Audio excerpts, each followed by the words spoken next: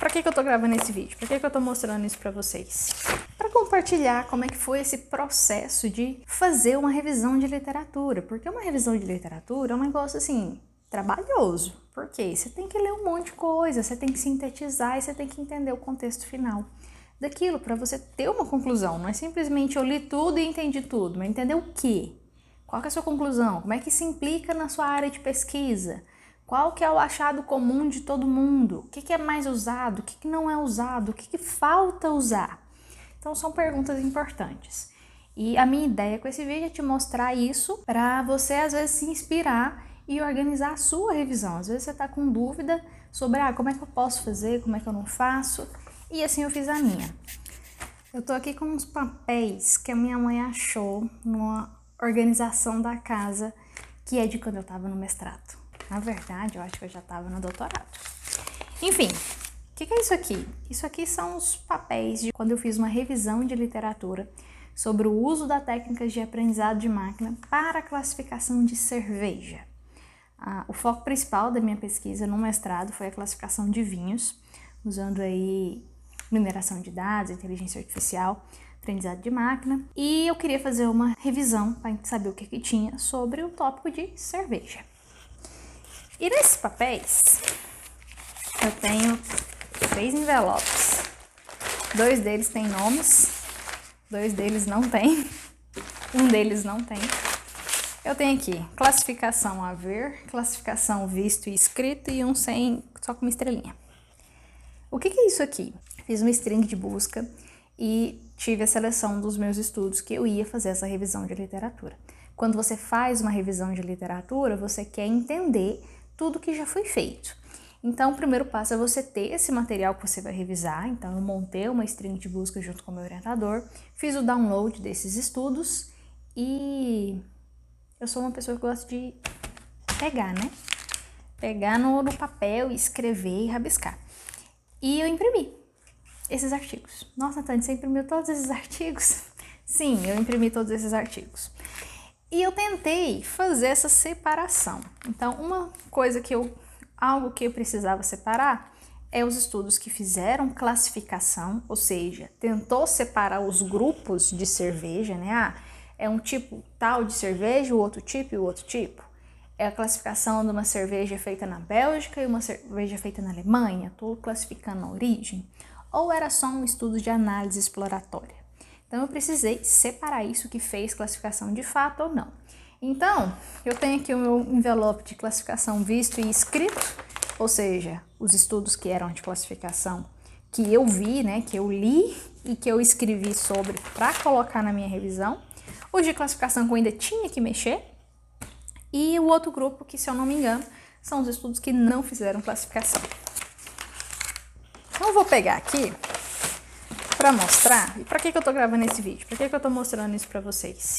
Para compartilhar como é que foi esse processo de fazer uma revisão de literatura. Porque uma revisão de literatura é um negócio, assim, trabalhoso. Por quê? Você tem que ler um monte de coisa, você tem que sintetizar e você tem que entender o contexto final daquilo para você ter uma conclusão. Não é simplesmente eu li tudo e entendi tudo, mas entender o quê?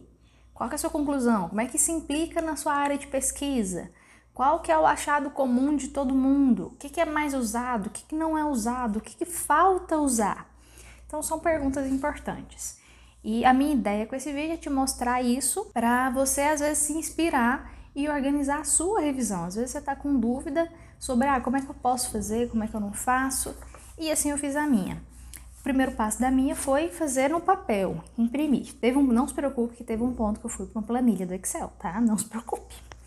E o que eu tenho aqui? Alguns estudos de classificação de cerveja não alcoólica. E vocês observam o seguinte, que eu uso muito marca-texto. Por quê? O meu foco era as técnicas de mineração de dados, as técnicas de aprendizado de máquina, as técnicas de quimiometria. Então, eu fazia questão de marcar justamente essa informação que era o meu foco. Então, esse estudo aqui, por exemplo, eu marquei aqui PCA, LDA, PLSDA, rede neural com backpropagation.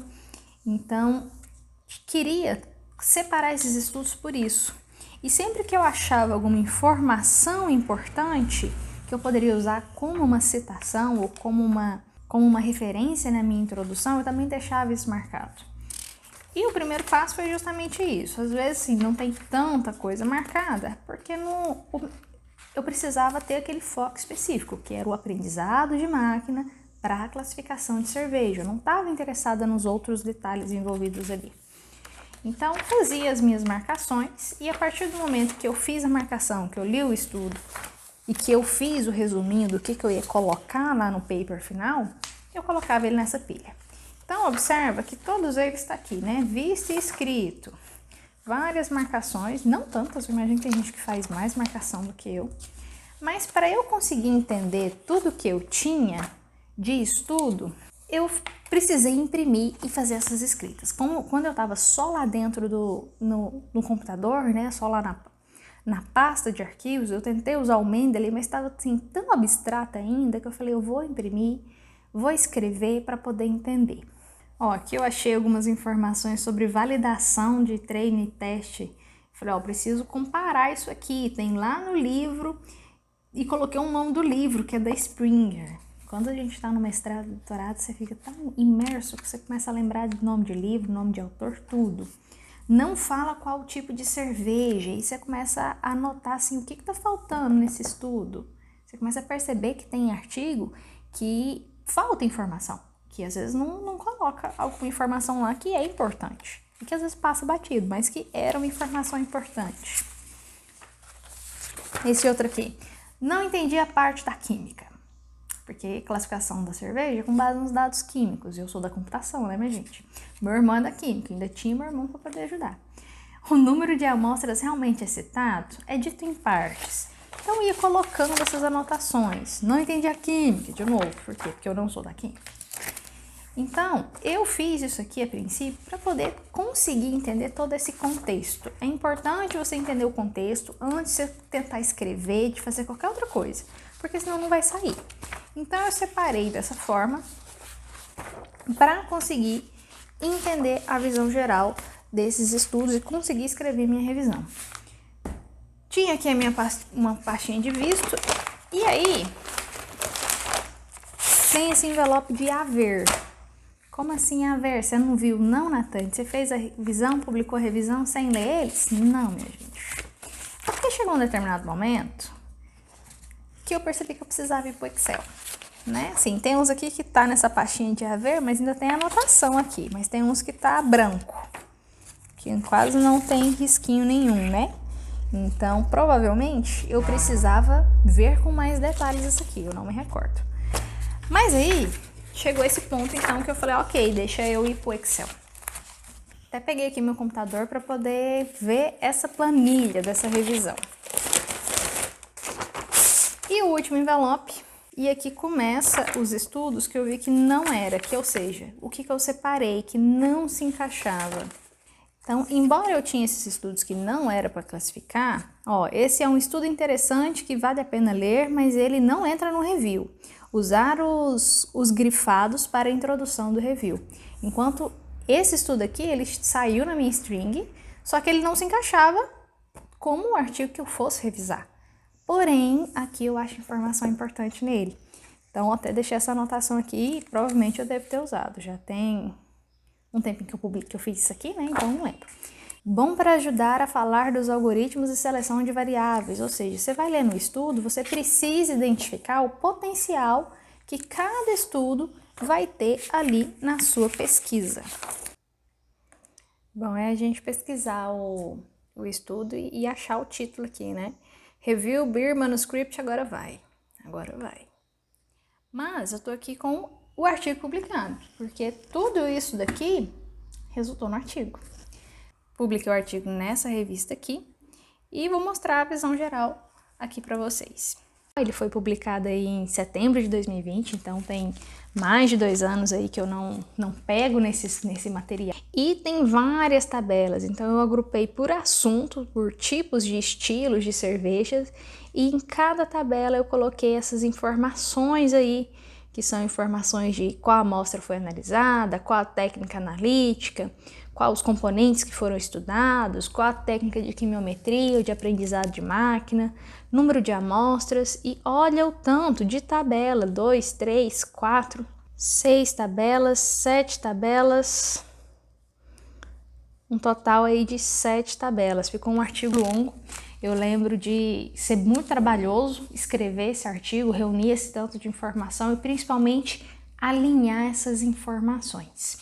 É isso que a gente tinha para conversar sobre fazer um artigo de revisão, para eu te contar como que foi escrever esse meu artigo de revisão. Se você tem alguma dúvida, quer saber mais alguma coisa, deixa aqui nos comentários, se inscreve no canal, curte o vídeo. Então, se você está começando a fazer uma revisão de literatura de algum assunto, a minha sugestão é se familiarize com o assunto. Se você precisar imprimir alguma coisa, imprima. Se você se dá bem a usar qualquer software aí para te ajudar aí, como o Mendeley ou algum outro, se você tem alguma sugestão de software, deixa aqui nos comentários. Se familiarize, tenha uma visão geral, saiba sobre o que você vai separar, como que você agrupa. Faça uma planilha, tá? Planilhas são boas, são importantes. Escreva o seu artigo. Faça uma revisão criteriosa à medida que você for escrevendo e eu desejo muito sucesso aí na sua pesquisa. Bons estudos!